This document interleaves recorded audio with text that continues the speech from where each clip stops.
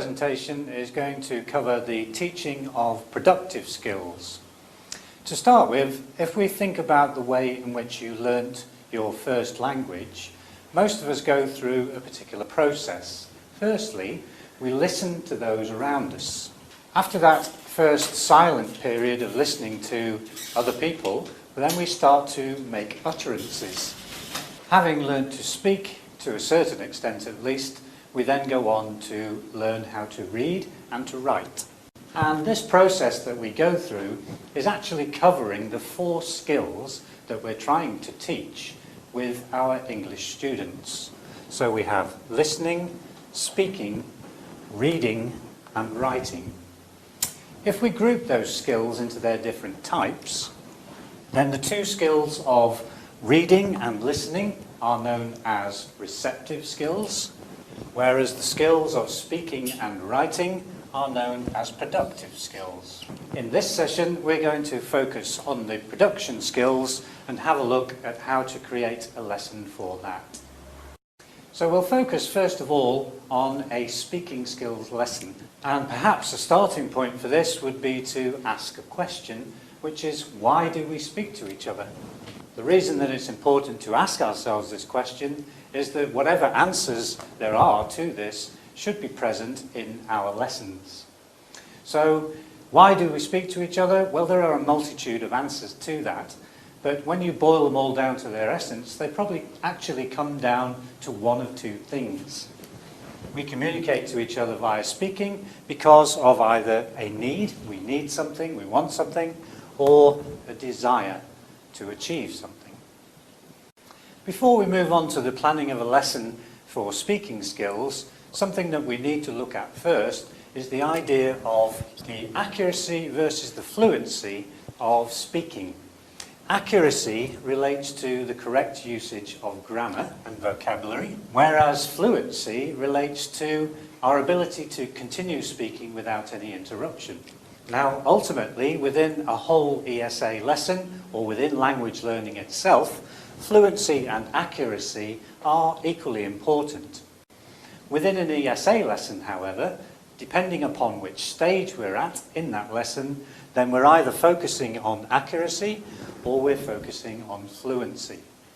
Remember, in the ESA lesson, in the study phase, this is where we're looking at the target language, where we're doing our language learning. So it's very important in this stage that we focus on the accuracy of the language. Whereas in the activate stage, we're trying to get the students to use the language in a realistic way, and what we want them to do there is to focus on fluency. So speaking activities will come in many different forms, but we can generalize them into 3 basic types. Controlled activities tend to be used in the study phase, and here the teacher will be helping the students in terms of what they need to say and how they go about saying it. So there's a high level of structure within a controlled activity. A guided activity has slightly less structure than this, and it can be used in either the study or the activate stages themselves. The final type of activity, or class of activity, is called a creative activity, and this one would be used in the activate phase. In a creative activity, we're giving a scenario or a very small amount of structure, and we're asking the students to actually create their own answers to this particular question. Regardless of whether your activity is controlled, guided or creative, there are a number of things that you need to make sure are in place before you could expect the students to actually start them. So the first thing goes back to the reasons why we communicate in the first place.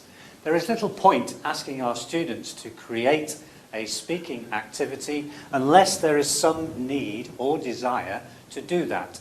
So we have to make sure that we generate interest in this particular activity before we actually start. The second thing, do our students have the language knowledge that is necessary in order to be able to complete such a speaking activity? If they have a lack of grammar knowledge or a lack of vocabulary knowledge around this particular speaking activity, it's going to be very, very difficult for them.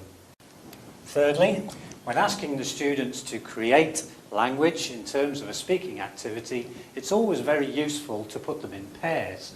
By putting them in pairs, you allow them to interact and therefore gain even more speaking practice, but also you reduce stress because all of the effort is not concentrated on a single individual.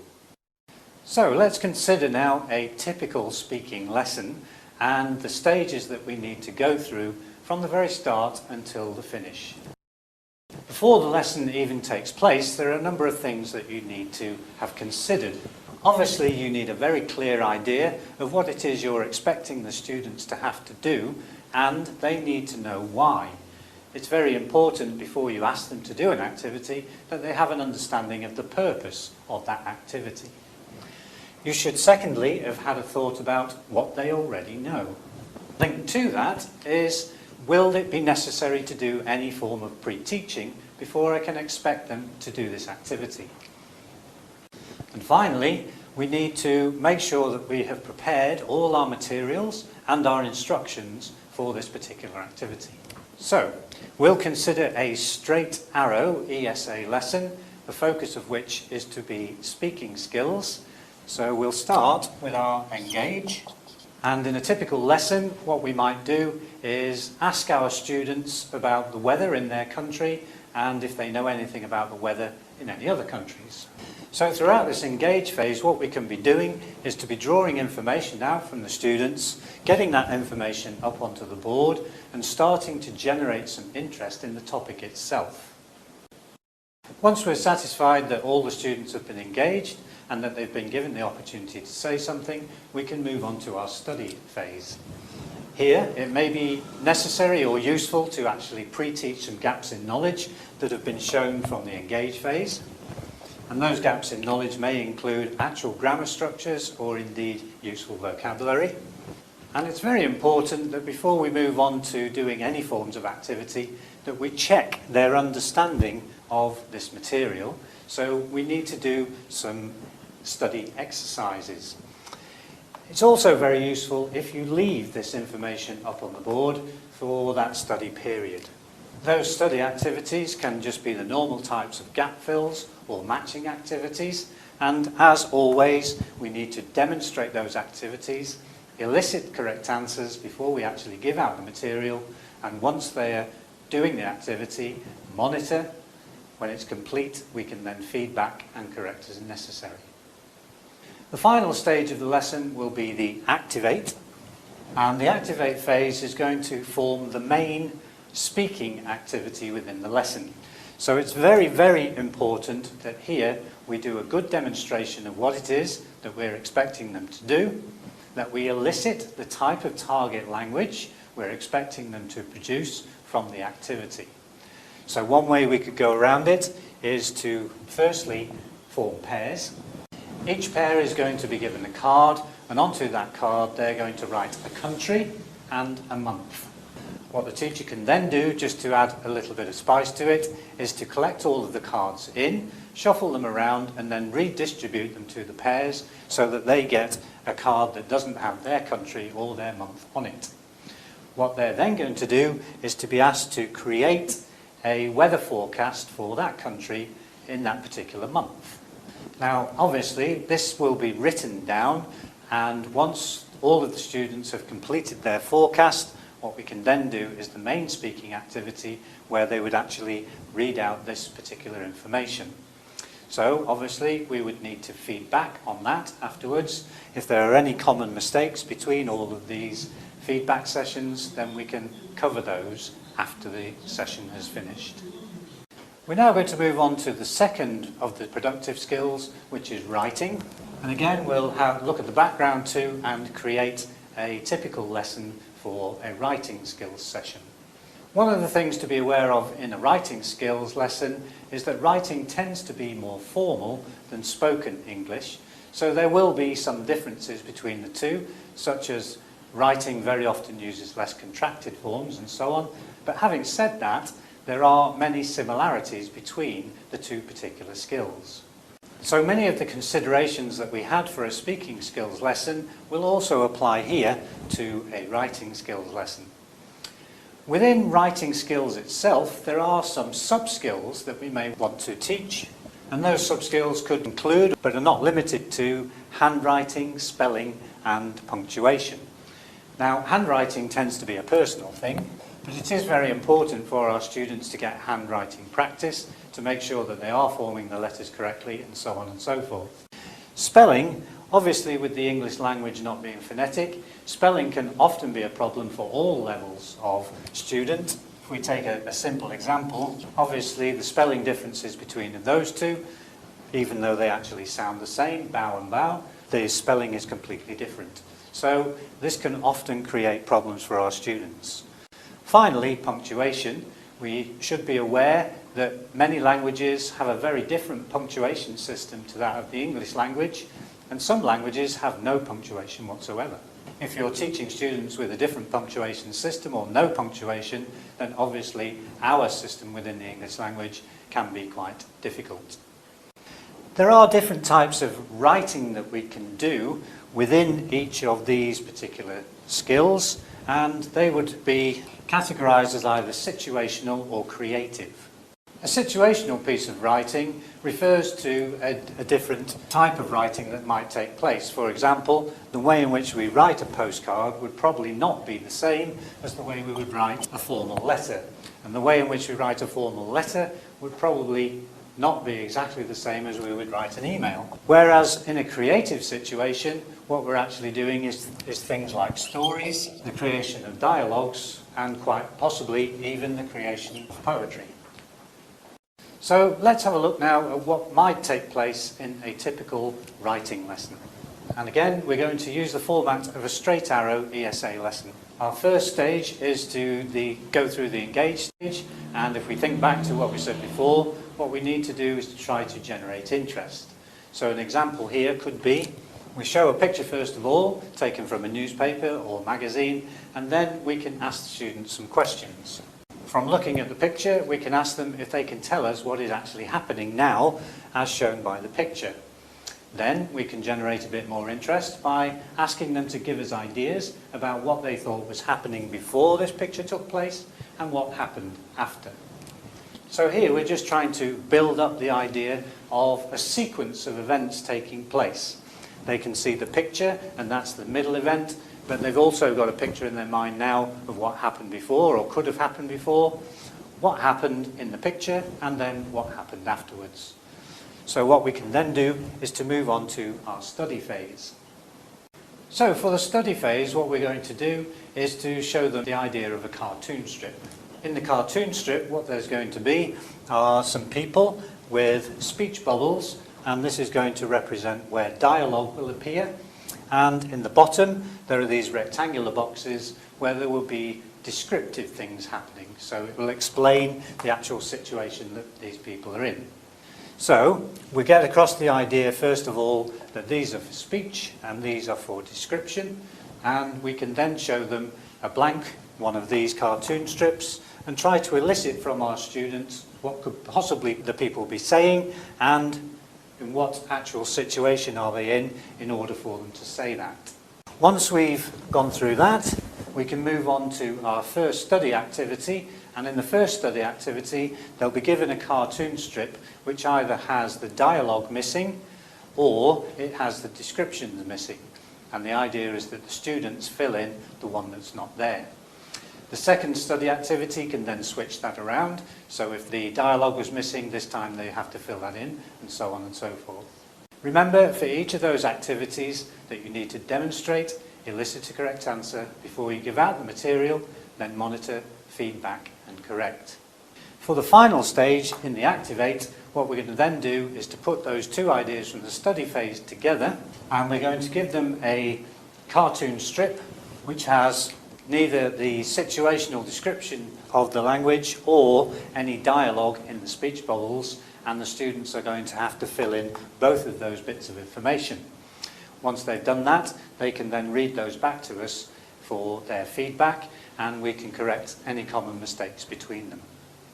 This presentation is going to have a look at the idea of receptive skills and how we can go about teaching receptive skills lessons.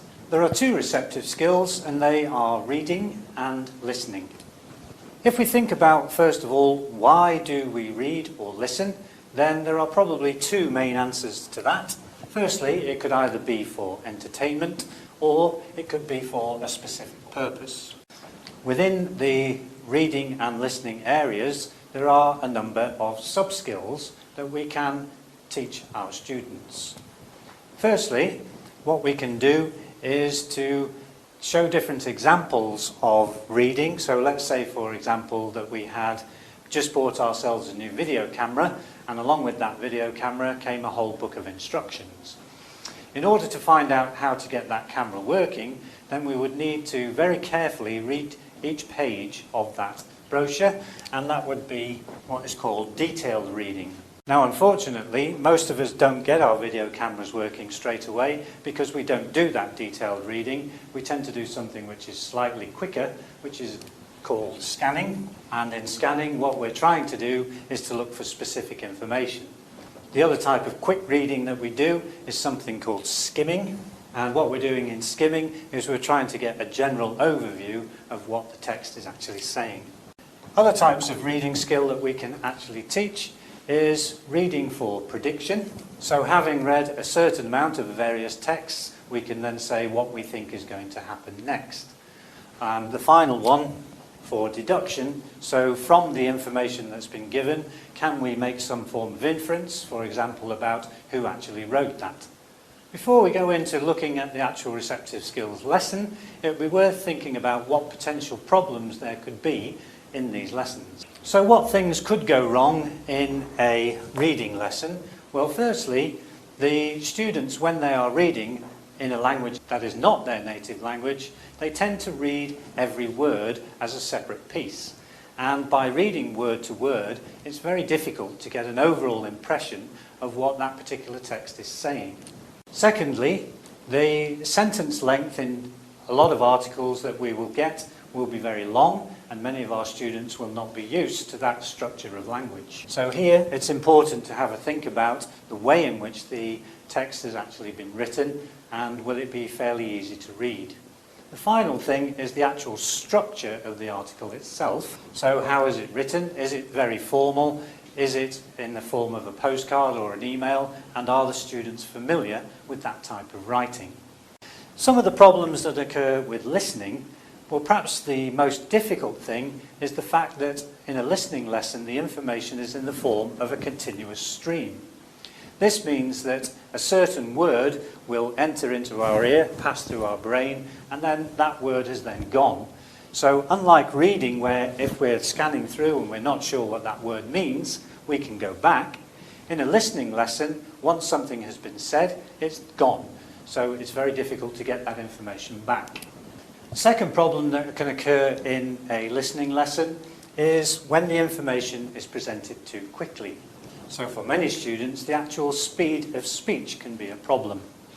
One final potential problem that could occur could be that due to the teacher's accent. Very often our students are used to us as their teacher, we're speaking to them every day, but if we play some information from a CD or a tape recording of a different situation with different people, then they may not be used to those particular accents. However, when we consider that there are these potential problems, one thing we can do is to think about ways in which to avoid them. So some of the ways in which we can avoid these problems occurring in the first place is to pre-teach the vocabulary that's going to be required in the particular activity and the grammar. Now, having said this, it doesn't mean that if we think about a particular article that they're going to read or a listening activity that they're going to listen to, they don't have to know every single word in there, but they do need to know a certain number of words in order to actually make sense out of it. Secondly, most of the materials that we'll be using for both reading and possibly for listening will be what's called an authentic material. In other words, it's a real piece of material from a newspaper or magazine that hasn't been created for a particular class.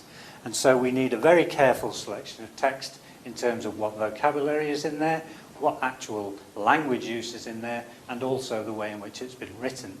So the careful selection of texts. We need to be careful about the choice of topic.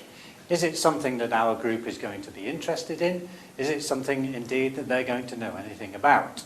One of the most fundamental things that you can do to avoid problems is to create interest before you start the actual lesson. It's very, very difficult for students just to go straight into a reading or listening activity without any interest having been generated. So let's have a look at a typical receptive skills lesson. The main focus of this lesson is going to be reading, although there will be some listening involved as well, and it's going to be a patchwork ESA lesson. As a patchwork lesson, it will start off with an engage, and this engage, what we're going to do is to play an extract about Elvis Presley, and it's going to be an Elvis Presley song, and we're going to ask the students if they know who it is and if they know anything about him. To help generate the interest in this, we can also ask them what they'd like to know about him. What we can then do is just to introduce them to the text that they're going to read for detail later on, but just at this stage we'll do a quick skimming or scanning exercise to find some information from that particular text. Here it's important that that skimming or scanning exercise is at the most a couple of minutes so that we don't give them an opportunity to read every single word within the text.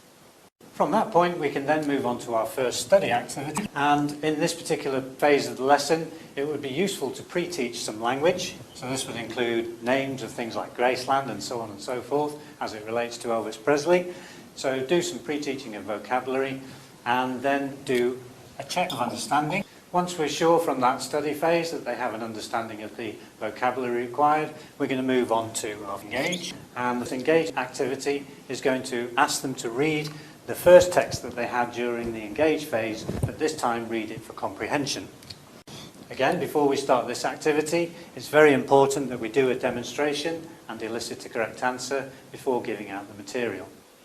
Once they've completed the reading for comprehension, then we can go on to our study, which is to ask a series of comprehension questions, typically by using a worksheet. And again, before we actually start this activity, we need to demonstrate the purpose of the activity, elicit correct answers, and then give out the material.